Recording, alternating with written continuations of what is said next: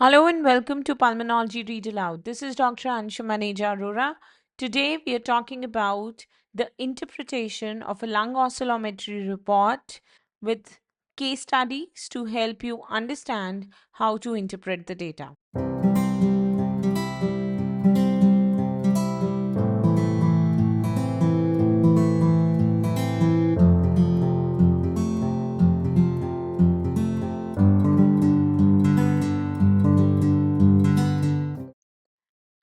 So, lung oscillometry is an advanced pulmonary function testing which has recently become very popular because of its ease of administration, which is much simpler than a routine spirometry.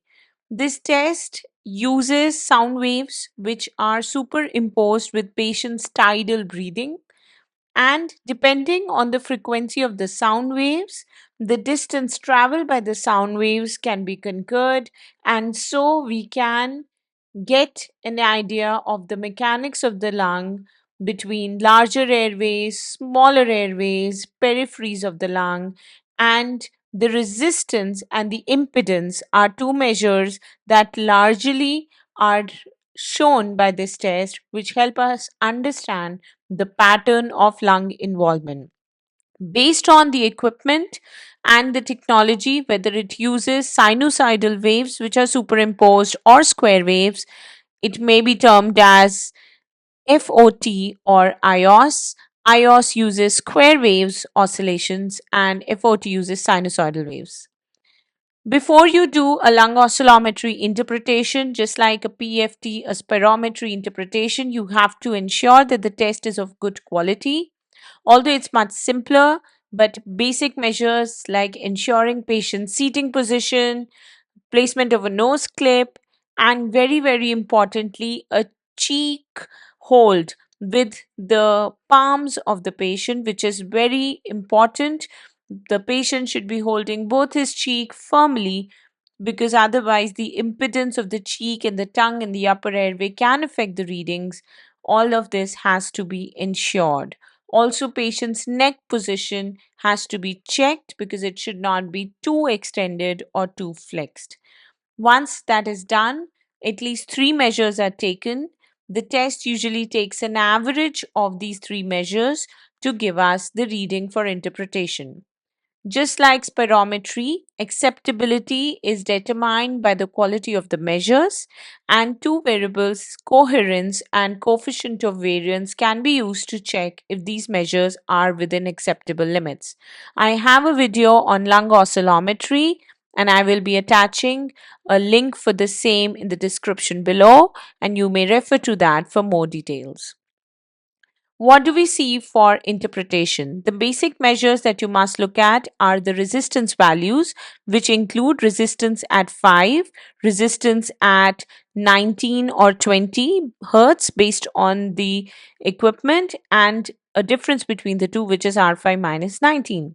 We also look at the X5 value, which is a line which starts from the um, axis and goes and crosses the horizontal line at a value called the resonant frequency.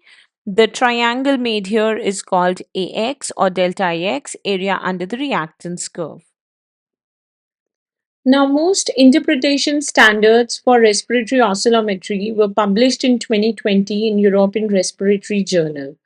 They also gave a comparison of the spirometric and oscillometric readings, also showing that there was a high concordance between certain patterns in the oscillometry report, just like spirometry. Even though these standards have been published, there are certain gray areas, there are certain confusions regarding the cutoffs, the values to be used, and as well as the interpretation, especially in mild, moderate, severe. There are also certain confusions existing regarding restrictive diseases interpretation and oscillometry. Even though that is there, oscillometry is a very, very valuable tool that definitely adds to a lot of information to just doing a spirometry. If we talk about the basic interpretation, then you can distinguish a central airway obstruction from a peripheral airway obstruction by using the two most commonly used parameters of R5 and R5 minus 19 or R5 minus 20. Along with it, factors like resonant frequency and X5 add more value. So we'll be seeing it through cases how to interpret it.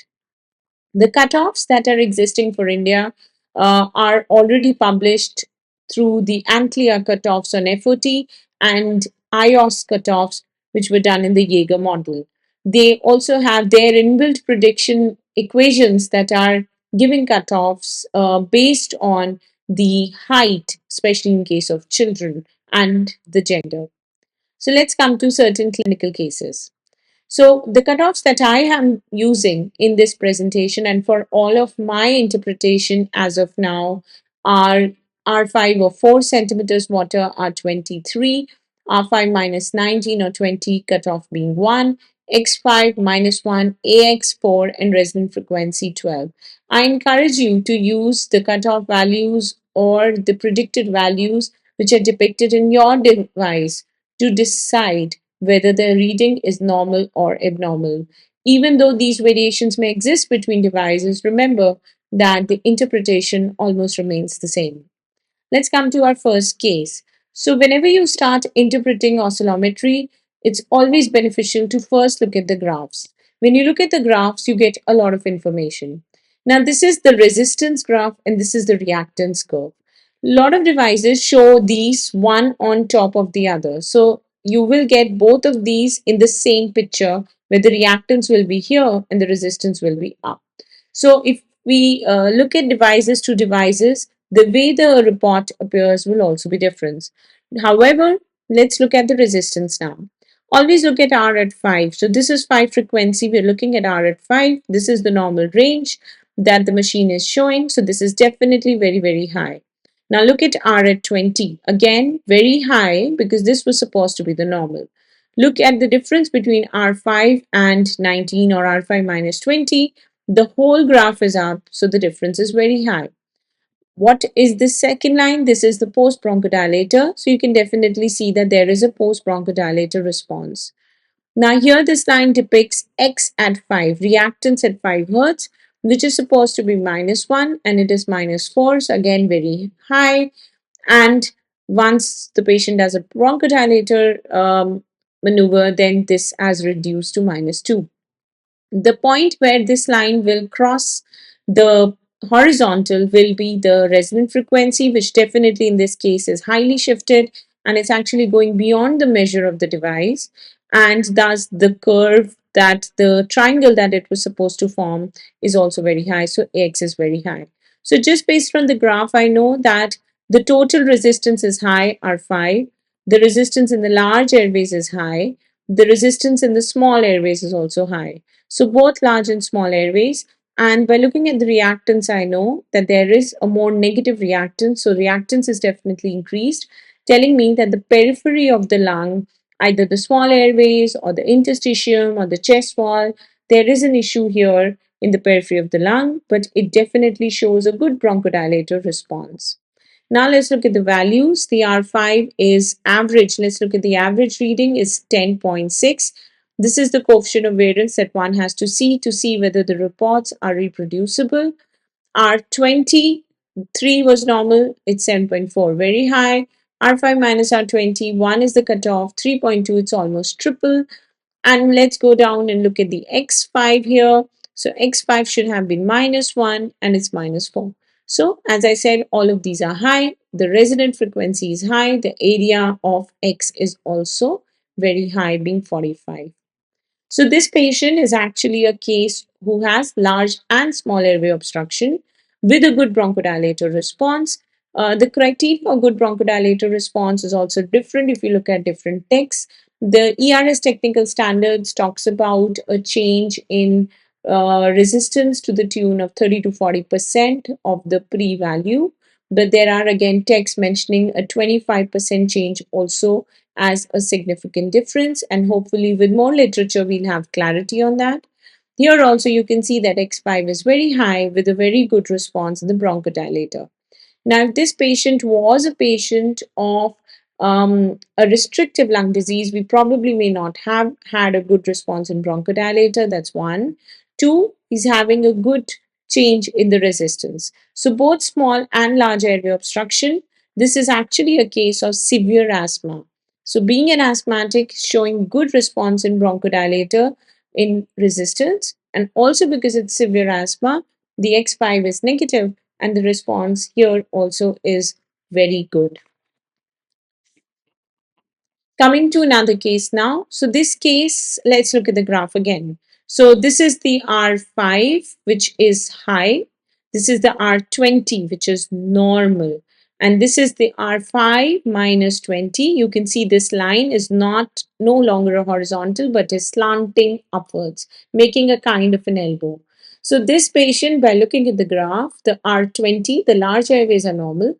The R5, which is a marker of the entirety of the airway, is slightly high, and R5 minus 20, which is a marker of the smaller airways, is also high. So small airways are involved, the large airways are not involved. And look at the X5 here, it is negative. So X5 is reduced and there is some change in bronchodilator in the X5. So the reactance is more and the small airways are involved. So this is a disease which is involving the periphery of the lung, the small airways, and changing the reactance. That is the impedance to the flow in these airways. So what do we have here? We have a R20 which is normal, an R5 minus 20 which is high, and an X5 which is more negative. This is a patient of COPD, and this patient has only small airway involvement along with an increase in reactance. Coming to another case, here also you can appreciate that the R5 is high, the R20 is normal, X5 is normal. So it's purely R5 minus 20. So you can again see this elbow is high. This line is going up. Look at the readings. R5 minus 20 is 3. The R5 is high, which is 6, but the R20 is normal. This is a patient of pure small airways obstruction, pure small airways dysfunction, and that is why he has only small airway involvement. Coming to these three cases again head to head. So, whenever you're dealing with a case which has a high R5, a high R20, and a high R5 minus 20, you have both small and large airways involvement.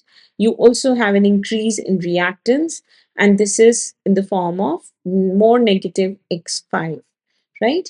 The second case that we see here has high R5, telling us resistance is high, R20 is normal, so the large airways are normal, and R5 minus 20 is increased, telling us that there is a small airway involvement, but the X5 is normal.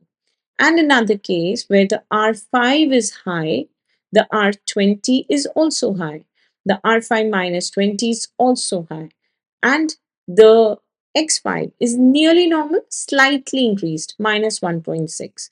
So this is also a case where we have both large and small airways involvement with total increase in the airway resistance, and we have a slightly increased reactance, but you can see here that it has improved with bronchodilator. This is also a case of asthma, a patient with moderate to severe asthma who has both large and small airways involvement. Coming to another case here. Now, if you look at this case, let's see the R20, which is normal. The R5 is just about slightly increased. I can almost call it normal. But look at the X5. The X5 is more negative and it is responding very slightly to bronchodilator. When you look at the readings, it's not a significant response. So, no involvement of the airways essentially, and only an involvement of the reactants, X5 being negative. So, this patient was actually a patient of interstitial lung disease. She has RAILD, and this is the oscillogram of this patient. There is another variable that we are seeing nowadays in newer reports with oscillometry. It's called intrabreath oscillometry. There is a lot of data and studies which are mentioning that intrabreath oscillometry may be a very good tool in the future to help distinguish the X5 changes which are happening through peripheral airway involvement versus restrictive lung disease. And initially, the papers that have come have pointed to a value where when X5 expiratory is more negative, it points to COPD, and X5 inspiratory being more negative points to ILD. Now, this is very clear because when we're talking about inspiration, when we talk about ILD, there's more impedance to the inspiratory flow of air. So that is why the reactance at X5 inspiratory should be more negative in an ILD. In a patient who has, say, COPD or an obstructive airway disease, there is more impedance to the flow of air during the expiration. And so the reactance at this curve, at this flow, at expiration should be more negative, and that's in COPD. So, just giving you an example of this patient. Now, because we're talking about X5, let's just ignore the R here. I want you to concentrate at the X. Now, this patient has a negative X5, and this patient X5 has been broken down by the machine into X5 inspiratory and expiratory. So if you look at it, X5 expiratory is minus 5 and X5 inspiratory is minus 2.35. Minus 5 is more negative than minus 2.35. So if this patient is a patient of interstitial lung disease, then this patient would have had a more negative X5 inspiratory. However, there are a lot of problems with this because we are not seeing a uniformity, but a lot of data is coming up, and I'm sure that this will be more clarified in the future. Let's compare this patient here whose X5 inspiratory is minus 3.1 and X5 expiratory is minus 2.03. This patient has a more negative X5 inspiratory. This is actually a patient of fibrotic HP who had pure restriction versus a patient with COPD who had involvement of small airways along with an increase in reactance. So, intrabreath oscillometry is also something that we are looking up to help us identify whether it's obstructive versus restrictive. We definitely are expecting a lot of more data in the future. So, with that, just a quick summary of what to expect in the most common lung diseases that we see, the patterns. So, in asthma, the pattern expected is of a high R5, an increase in resistance of the airways, and R20, which is suggestive of large airways. But we know that asthma has a small airway phenotype as well, where you could see both large and small airway obstruction. You would expect a good bronchodilator response, and in severe cases or cases with airway remodeling, your reactance may also change. So you may not have a pure obstructive kind of pattern or pure increase in resistance as in an oscillometry. The AX will increase, will and so would the resonant frequency shift to the right in case the X5 is negative. In a COPD patient, you would expect a total increase in resistance, but because COPD is not a disease of large airways, the R20 will mostly stay normal. Small airways involvement is expected. R5 minus 20 will be increased in most COPDs, and X5 will be significantly negative because it's the periphery that's involved. The resonant frequency will definitely shift to the right, the X will be large, and bronchodilator response will be better in the reactance as compared to the resistance. In restrictive lung disease, there's more growing evidence about diagnosing restrictive lung disease in with an oscillometry. What we know till now is that the degree of fibrosis has been seen to correlate well with the resonant frequency, so that becomes an important uh, part to measure. Also, we've seen that small airway disease involvement may be seen in patients with systemic sclerosis ILD even before radiologic abnormalities appear on CT. So maybe it will be a good tool to monitor patients on SSC ILD to see if there are changes in R5 minus 20. Also, in again, most of the work is in connective tissue diseases. So in SSCILD, it's seen that presence of SAD or small airway dysfunction will correlate with worse quality of life. Anyways, we expect a negative X5 and more impaired X5 inspiratory in ILD. I hope you liked this simple interpretation of oscillometry. There's a lot to learn in this field. There is a lot of growing evidence. There's an ever changing and evolving evidence, and I will try to keep you updated with that as that happens. For now, this is how we are interpreting oscillometry. Most of the oscillometries are giving us good insights about the respiratory diseases. There definitely are areas to work upon, and the technique of the test, again, is very important to obtain the right readings. So, thank you for watching. Do like, subscribe, and share my channel. And bye bye.